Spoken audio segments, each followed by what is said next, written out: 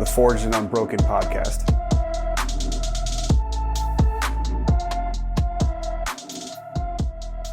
Hey friends, you just have me today, so we're going to keep this one a little bit more short and to the point, but so much of what I'm trying to put out there is physical, mental wellness, and this part of today is going to be more on the physical side of things, and I'm also calling it Damn the Quick Fix. And the reason why I'm calling it that is because I'm seeing this trend in the fire service and in just the American culture that we find things that get us to an end state quicker without having to do the upfront investment side of the work. And so today is going to be geared a little bit more forward towards the guys, but ladies can definitely benefit from this information as well. There's going to be some small parts in here for you as well. But today we're going to be talking about testosterone production. And the trend that I'm seeing are guys that like, man, I'm feeling sluggish, I'm feeling a little off, or hey, I can feel like a teenager again, and I'm going to get the pills, the jab, the paste, whatever, and I can boost my testosterone without having to do the work. And it's pretty alarming in my opinion. And so I just started digging through the research. So hopefully I can toss up some things for you. And listen, I know it's hard. I know it takes more work, but that's what's required of anything that we do in life, right? The things that are worth doing are going to take more work. So let me start breaking this down. I have it kind of broken down into physical and behavioral nutrition. So I'm going to start unpacking this, and I've got research to back it all up. If you're interested in any of the research, I have it on the Patreon for the Patreon members. There is a massive amount of links that I dug through. So if that's what you're interested in, you can check it out on there. But first and foremost, testosterone's a hormone, and it regulates growth and maintenance of your skeletal muscle, your bone, red blood cell production, so they can immunity, your sex drive, sperm production. So there's muscle mass, muscle recovery, energy and endurance, and even cognitive function. So when you have low testosterone, it's kind of the inverse of that, right? You have lower bone density, so you're more likely for the breaks from the slip, strips, and falls. Poor physical performance, you have your loss of muscle mass, increase in fat percentage, drop in libido, also sperm production. And what are normal levels? So for men, it's going to be 348-ish to 1200, and there's always a little bit of variance there, but basically the median, what you're looking for, is 600. So low is 350, upper end of normal is going to be in that 1200, 1000, somewhere in there. Women 18 to 49, and then as we age, that obviously just starts dropping off. Now for most men, that's peaking somewhere in your late 20s. It's kind of when you hit your prime, all the way up into your 30s, even your late 30s. And right around the late 30s is generally when we see it start to drop off. Now, we shouldn't be seeing these massive drops. It's generally only a 1% to 2% drop per year. Obviously, that's going to be lower amounts for women, but there shouldn't be this massive drop. And I think that's part of the problem that we're seeing, is that the gents aren't doing the work that they should be doing, or they don't live and lead a lifestyle that helps support healthy testosterone production. So that's when we start seeing these bigger drops, and then we go looking for the quick fix. So let's start with some of the more physical attributes for testosterone production. First and foremost, just being overweight limits your testosterone production. So the more lean mass you have, that's also going to help support the production of it. Now, strength training and HIIT workouts produce more testosterone than just aerobic-based workouts. So if you're just a high mileage, high volume endurance athlete, yes, you have leaner skeletal muscle. You're going to help testosterone production, but you're really talking about optimizing it. You're going to want the strength and the low rep, high weight type training. So exercise intensity and volume. The greater intensity and the volume of work, like lifting heavy weights with more sets, you're going to be more likely to increase the testosterone. The research is very clear on this, that strength exercises and HIIT are more likely to increase that than the endurance-based activities like cardio. Now, it's kind of broken down into three areas that I've seen is strength, so higher weight, lower rep, that just old school resistance training, high intensity interval training, CrossFit style training, raises testosterone. And then if you want to talk about cardio and aerobic based activities, interval training is going to be the other thing that is going to boost testosterone. For some people, fitness status can also impact how testosterone is going to be produced. And all I mean by that is if you are already a fit athlete, your testosterone boost and spike post-workout are not going to be as great, but that's probably because your resting state is already higher. So people that are just starting their fitness journey, they're going to see bigger spikes in blood serum levels, and that's been shown during the research, but that's just because their resting state is lower. So when they get a better response on the back end of the workouts. So that's not a major red flag, just something that's been noticed in the research. Now, there's been a lot of meta-analysis, one of which they combined 48 studies, 126 trials, like hundreds of patients. The mean age was right around 30, but that was like almost a decade swing in either direction. Basically, physical activity increased testosterone production by both serum and saliva samples, and it increased the most after moderate exercise and high intensity exercise, but not so much after just mild physical activity.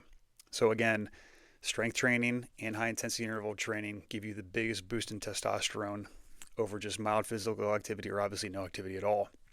Now, something that we need to be mindful of is overtraining. I think if there's any bias in the fire service, men and women don't train enough physically, but there is a subset that is going to overtrain.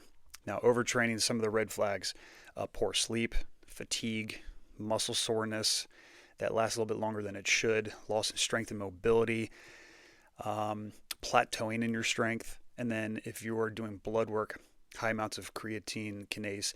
Now, there are other things that can also raise that, but it is generally just a sign of inflammation and poor recovery. So, moving on, let's see here. The biggest boost in testosterone obviously comes on the back end of a workout, and a lot of times it is going to drop to a lower level, but you're still getting the boost throughout the day.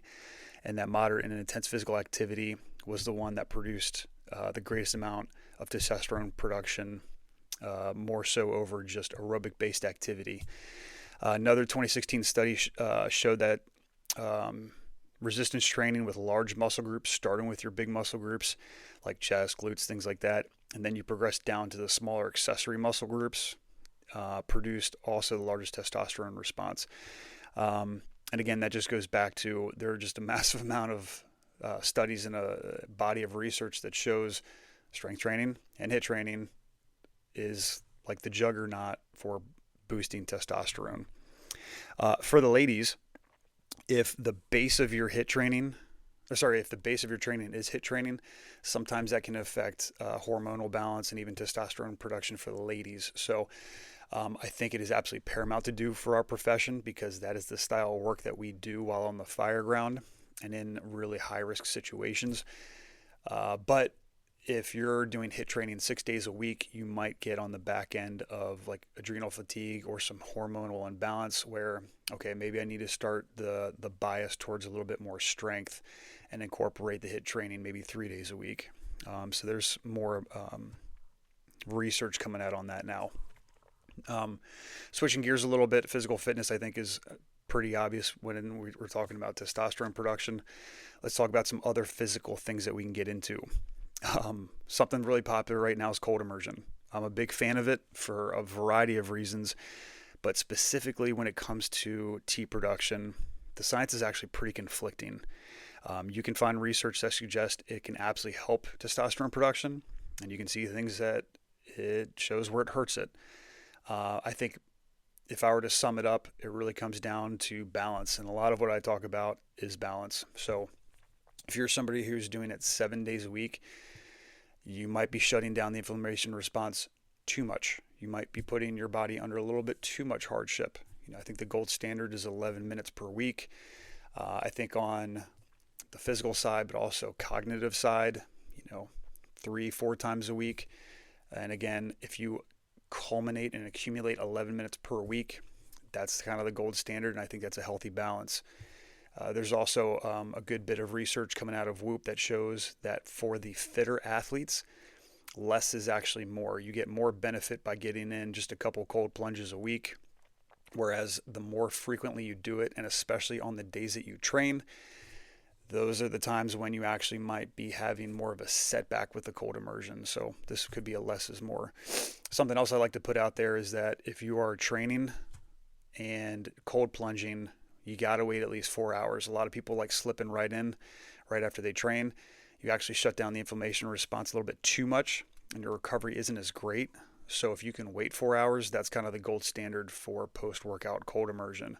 So just hang out. Now, if you're doing like crazy weekend competitions and Spartan races and you need that acute shut off just to be able to keep working because you have a large body of work, a ton of volume, then yeah, sure, get in there. But if you're just talking about your standard training throughout the week, wait 4 hours or do it earlier on beforehand. Now, let's talk about sauna use. We've done cold. Let's switch gears to hot. A study conducted in 2017 found that men who used a sauna 4 times a week for 3 months had significantly higher levels of testosterone than those who did not use a sauna. There's another study that shows in 2002 out of Finland. Scandinavia is kind of the godfather of sauna use and sauna research. They found that men who used sauna 4 times a week for 3 months had significantly higher levels of testosterone than those who did not. And another one out of 2018 showed again another 4 times a week use had significantly higher levels of luteinizing hormone and follicle stimulating hormone. And these are hormones that play an important role in producing testosterone itself. Now, there is a little bit of a mix of research again. That's kind of always the toss-up when you're diving deep into things. You can find some confirmation bias things. You can find things that support and also shut down what it is that you're looking for. So yeah, there are some things out there that would say that sauna use does not help or maybe even hurts testosterone production.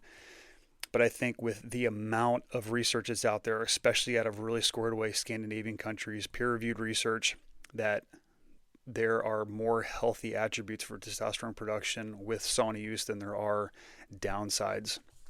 I think there absolutely is a positive impact. Just summing up some general research, even outside of testosterone production, growth hormone, obviously important for repair and growth and muscle recovery and strength and stamina. 80 to 100 degrees Celsius, which comes out to 176 to 212 degrees Fahrenheit.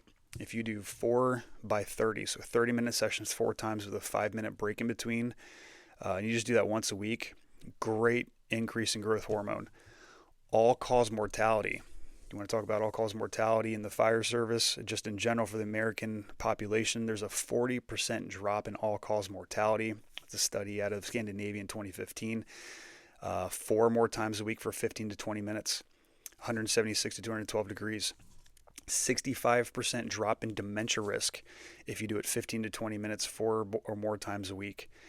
Cardiac health was something, I think it's in the high 20s, drop in cardiac disease. It might be even more by doing 15 to 20 minutes sessions.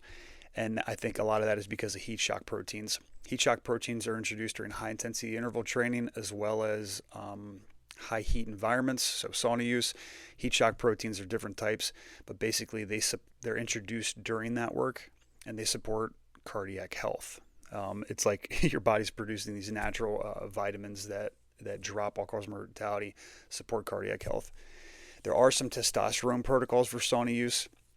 Some of them are pretty intense. One of them I know was like an hour in the sauna, take an hour break or hour or two break, go another hour in the sauna for as long as you can tolerate, like above 185 degrees.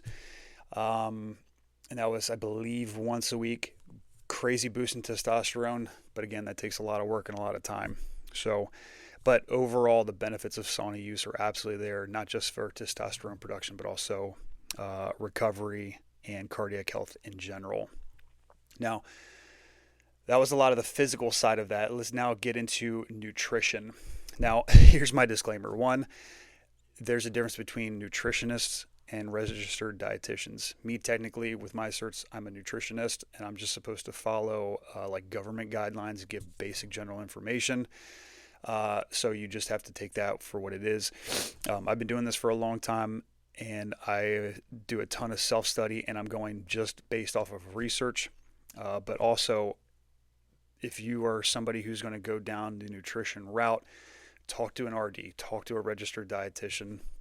That's kind of my disclaimer. And not all RDs are created equal. Like, yes, they have a ton of schooling, a ton of certifications and clinicals. I've worked with a ton of them. They've been fantastic, and I've learned a lot. But it's interesting to see. It's just like any other profession. There is a lot of nuance and different belief systems just within the RD world. So just take that for what it is. Now, nutrition in general, let's just start with like sugary foods, right? So if you are somebody, which is number one, who is a diabetic, that hurts testosterone production. Now, if you're somebody who is ingesting a lot of processed foods, refined simple grains, and sugary foods, these absolutely crush testosterone levels. Also, frequent alcohol use. Now, some people are like, hey, listen, I sleep better. Yes, alcohol will bring on sleep faster, but the sleep quality drops big time. You don't get into your sleep stages as well. You're in them shorter, and that's when your brain and body's basically scrubbing itself. And poor recovery in the fire service is massive. Disrupted sleep, shift work is considered a group 2B carcinogen. So that is absolutely the fire service. Dementia risk goes up, diabetes goes up, muscle recovery goes up, hormone imbalance gets crazy. So again, testosterone production just plummets. So limit alcohol use. Whoop also has some really good information on this, that if you are somebody who just has one drink, I'll have a drink socially with friends, sometimes I'll tie one on, just one drink can mess up sleep stages. And it can also mess it up for multiple days in a row. So it takes your body's multiple days to recover. So something to think about. It's been pretty evident in the research. Moving on to foods, like it's really whole foods. So one of my original mentors said his diet is based around green vases. So think green, anything that comes from the ground. So fruits, vegetables, nuts, and seeds. And then anything that has or had a face. So think any high quality animal product, seafood, eggs. These are fantastic in supporting testosterone production and health, especially dark leafy greens, things like that. Processed foods, refined grains, sugar, trans fats. If you have an abnormally high level of omega-6, those are things that can hurt testosterone production. So think about the foods in the fire service, right? We're on the go, a lot of packaged foods, a lot of simple carbs, fast food, things that come in plastic wrappers. These are hurting testosterone production. So we need to get the omega-3 and omega-6 back in balance. You need omega-6s, but it needs to be in balance with omega-3s. This is pretty straightforward. Whole, nutrient-dense foods as much as you possibly can, right? Minimal processing. Now, going on to some of the other things that we may ingest. Nicotine, also big in the fire service, right? Now, there are some mixed I see some mixed things for the studies and its effect on testosterone. But if I were to sum it up, it seems like short-term nicotine use may increase testosterone. Now, I'm talking about like more the performance enhancing side. So if you're somebody who uses it minimally, or if it's just used like in conjunction with performance, like you're talking high-level athletes that might take a little bit before they go out on a run or whatever, yeah, that can boost testosterone. But the long-term use, your daily users over time, that drops testosterone production. So long-term effects is associated with lower testosterone levels. It seems like from the research, it's likely due to the fact that it can damage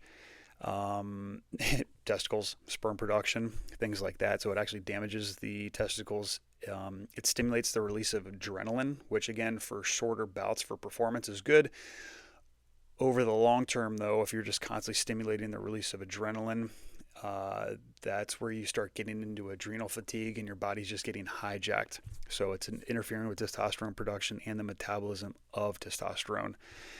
Now, they found that by quitting smoking or quitting high-use nicotine, it actually increases testosterone levels on the back end as your body starts to heal and repair itself. So, yeah, there are some positive and negatives of nicotine use, but I think by and large, it's negative, right? Let's talk about supplements really quick. Same thing. These are all just general guidelines. Vet this with an RD or an MD, right? So I think first and foremost, if you are using a supplement that you have to cycle, my general opinion is that's a red flag. If you have to cycle on and off, kind of like steroid use, probably a red flag, probably something that shouldn't be used as like a daily driver, right? There are some things that can help support bodily systems, which in turn help testosterone production. One of the most widely used, widely researched things is creatine. Things like ginger, omega-3, ashwagandha, vitamin D, zinc, fenugreek. These are all supplements that have been shown to support healthy testosterone production. We're not talking crazy boosts, but it just helps support just overall health, which is going to support testosterone production. I know for me personally, I use 1 to 2 grams of omega-3, about 5,000 IUs of vitamin D, 5 grams of creatine daily, turmeric daily. These are things that I just use and have helped me, and it's backed by science and research. But again, if you are somebody who is taking the pill and the patch, like these are all things that are going to start shutting off natural testosterone production. So, and if these are things that are prescription grade, talk with your doctor, talk with an RD. But again, if it's like a cycling type thing, probably a red flag. Switching gears to sleep. So it's kind of this inverse relationship, right? So if you have low testosterone, that affects sleep quality. And if you have bad sleep, that affects testosterone. So it's kind of a chicken and an egg thing, right? If you had good testosterone levels, but because of sleep disruption with the fire service, or maybe you're a new parent, you're dealing with the kids, that generally drops testosterone. But then when you have low testosterone, that keeps you in a poor sleep state as well. So there's even some things that talks about steroid use. Hopefully that's not that big in the fire service, but I know there are subsets of firefighters who are somehow maybe abusing steroids, and that can also affect sleep duration, also libido, a bunch of other things. But basically, men with lower testosterone, you're more likely to experience lighter sleep, more fragmented sleep, more frequent awakenings, less time spent in the deep restorative sleep stages. They also showed higher rates of sleep disordered breathing, and even included moments where their breathing was paused, causing blood oxygen levels to dip. So there's this relationship between sleep quality and testosterone production. And again, it kind of depends on lifestyle, which one came first. But sleep and recovery is just paramount for the fire service because of our sleep disruption. And that affects everything that we do, from muscle recovery to diet and nutrition. I've had some talks where I talk about leptin and ghrelin, which are satiation hormones, which talks about why we may feel like we're craving and have sugar cravings and we're so hungry after a really rough shift at night. There's a whole body of research on that. So some sleep hygiene things, because this is probably one of the most important things for overall health, but also T production.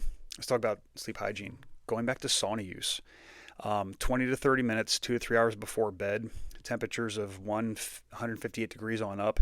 It actually improves sleep onset, and it increases time in your actual deep sleep stages. And again, that's when your brain and body's like scrubbing itself and doing the repair. Magnesium is fantastic for sleep. There are a ton of different types. I think the one that's cited most widely for sleep specifically is magnesium glycinate. But some people are really sensitive to certain types of magnesium, and there's a lot of different ones out there. So you might have to trial with it a little bit. Look into the research, see what you and your body tolerates well, right? Just natural herbal teas, chamomile, valerian, lavender. These have all shown to improve sleep quality. and just general sleep hygiene.